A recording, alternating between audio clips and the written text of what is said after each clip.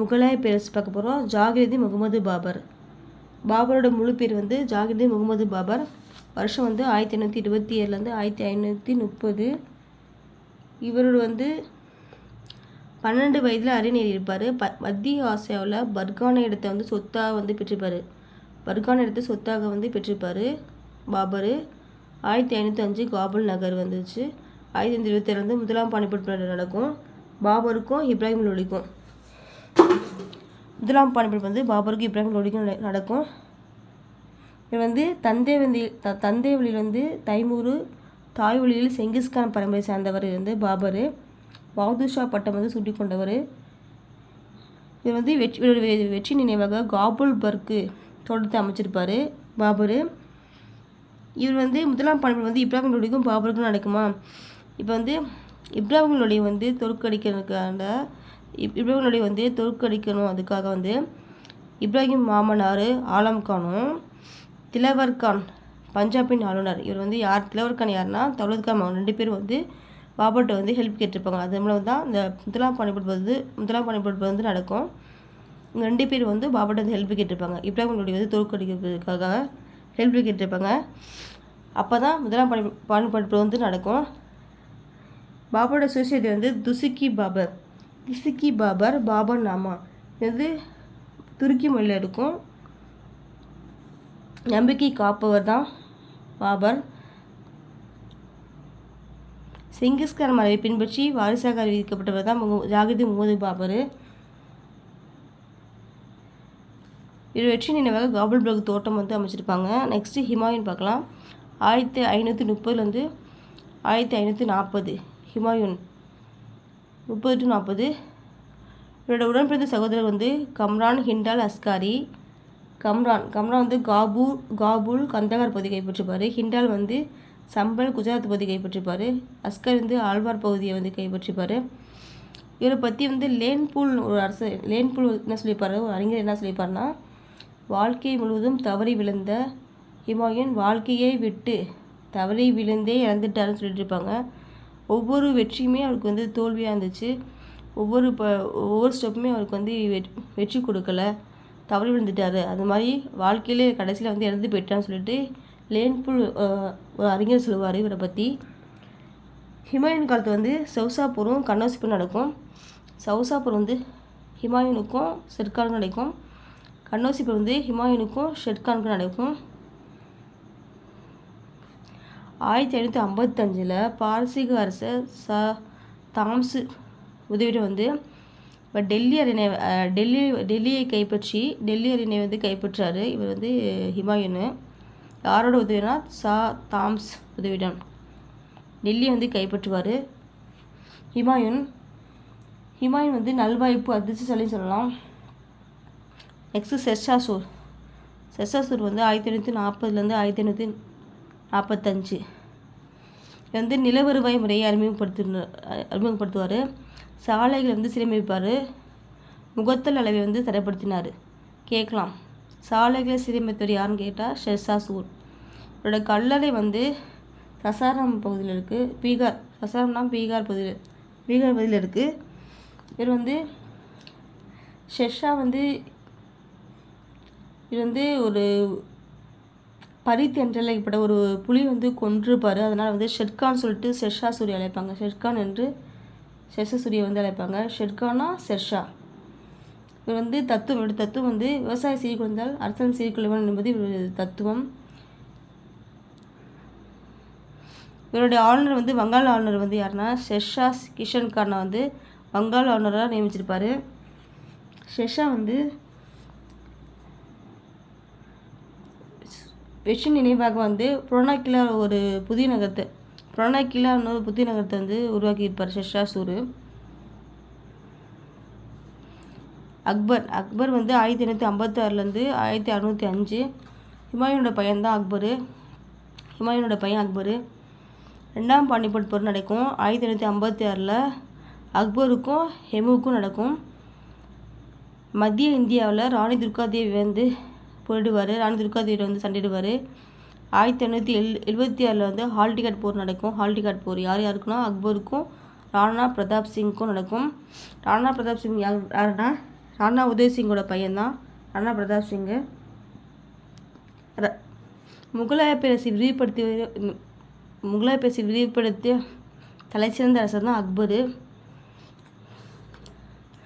வடமேற்கு இராணுவ நடவடிக்கை மூலம் வந்து கைப்பற்ற பகுதிகள் பார்த்திங்கன்னா அக்பர் வந்து காந்தகர், காபூல், காஷ்மீர். காந்தகர்னா ஆப்கானிஸ்தானு, காபூல்னா ஆப்கானிஸ்தான், காஷ்மீர். ஜெஸ்ஸியா வரியை ரத்து பண்ணியிருப்பார். நில வருவாயை வந்து சீர்திருத்தம் பண்ணியிருப்பார். ஜப்தி இந்த நில வருவாயை சீர்திருத்தம் பண்ணியிருப்பார். 10 வருஷத்துக்கு ஒரு தடவை வந்து விதிக்கிற வரி தான் நில வருவாயை வந்து ஜப்தி இந்த முறையை கொண்டு வந்தது அக்பர். குஜராத்தை வந்து கைப்பற்றுவார். அக்பர் வந்து மன்சப்தார் முறை வந்து கொண்டு வந்துவார். நெக்ஸ்ட் அக்பர் வந்து ஐரோப்பியர் வந்து வெற்றி கொண்டு தன் கட்டுப்பாட்டில் வந்து வைத்திருப்பார். ஐரோப்பியரும் அரேபியரும் தன் கட்டுப்பாட்டில் வைத்திருப்பார். இவரோட வந்து காபூல் ஆளுநராக ராஜா மான்சிங் வந்து நியமிச்சிருப்பார். 2ஆம் பணிப்பெடுப்பார்னா யார்? கண்டிப்பாக பார்த்திங்கன்னா அக்பர் ஹெமூர் தான். முதல் பணிப்பெடுப்பு வந்து பாபர். குடுங்கட்டை ஒழிச்சிருப்பார். வருவாய்த்துறை நிர்வாகம் வந்து ராஜா தோடர்மால். இப்போ நண்பர் வந்து ராஜா பீர்பால். அக்பரோட நண்பர் வந்து ராஜா பீர்பால்.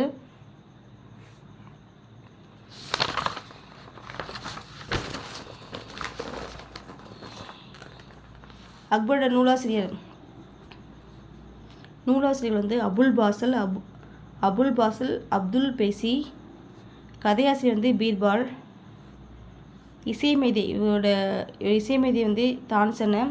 இவரோட அவையில் இருந்த ஓவியர் வந்து தஸ்வந்த். இது வந்து மண்டபம் கட்டியிருப்பார். என்ன மண்டபம்னா இபத்கானா மண்டபத்தை கட்டியிருப்பார். இது எங்கன்னா பதேப சிக்கிரில் உள்ளது இந்த மண்டபம். எதுக்கு கட்டியிருப்பார்னா அனைத்து மத அறிஞர்களும் ஒன்று கூடி உரையாடுவதற்காக இந்த மண்டபம் வந்து கட்டியிருப்பார். இபத்கானா மண்டபம். இது வந்து தீன் இலாகி தெய்வீக மதத்தை வந்து ஃபாலோ பண்ணியிருப்பார். இது என்னன்னா அனைத்து மதங்கள் வந்து சிறந்த கருத்துக்களை வந்து எல்லாமே ஒன்று சேர்ந்து எல்லா கருத்துக்களையும் ஒரே சமயமாக உருவாக்க அவர் பாடுபட்டுப்பார், முயற்சி பண்ணியிருப்பார். எல்லா மதங்களோட சிறந்த கருத்துக்களெல்லாம் இணைச்சி ஒரே சமயமாக கொண்டு வந்து முயற்சி பண்ணியிருப்பார். அதுக்கு தான் தீன் இலாகி தெய்வீக மதத்தை கொண்டு வந்திருப்பார். ஜஹாங்கீர் 1605 1627. ஜஹாங்கீர் அக்பர் ராஜபுத்திர மனைவிக்கு பிறந்தவர் தான் ஜஹாங்கீர். மனைவி நூர் ஜஹான், மகன் நிஷாம்பாங்க, உலகின் ஒளி. இவரோட மகன் வந்து குஷ்ரு வந்து குரு அர்ஜுன் சிங். இவர் யாருன்னா 5ஆம் சீக்கிய குரு.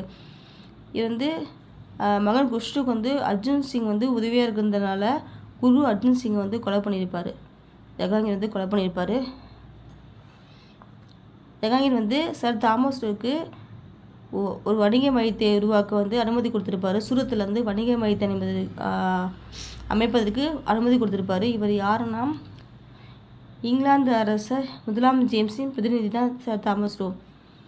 சூரத்தில் வணிக மையத்தை அமைச்சிருப்பார் தாமஸ் ரோ. ஜஹாங்கீரோட அனுமதியுடன் அமைச்சிருப்பார். நெக்ஸ்ட்டு ஷாஜகான் வந்து 1627 1658 27 to 1658 உலகத்தின் அரசர். இயற்பெயர் வந்து குரம். ஷாஜகான் இயற்பெயர் வந்து குரம். முகலாயருக்கு எதிராக மராத்திய தளபதி இருந்தார். யாருன்னா ஜார்ஜி போன்ஸ்லே. ரொம்ப இம்பார்ட்டன்ட் பர்சன்.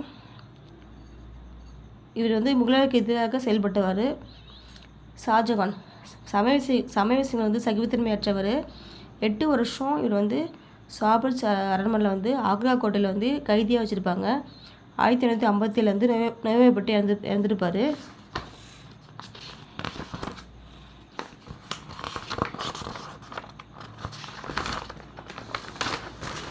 நெக்ஸ்ட்டு அவுரங்கசீப் பார்க்குறோம்.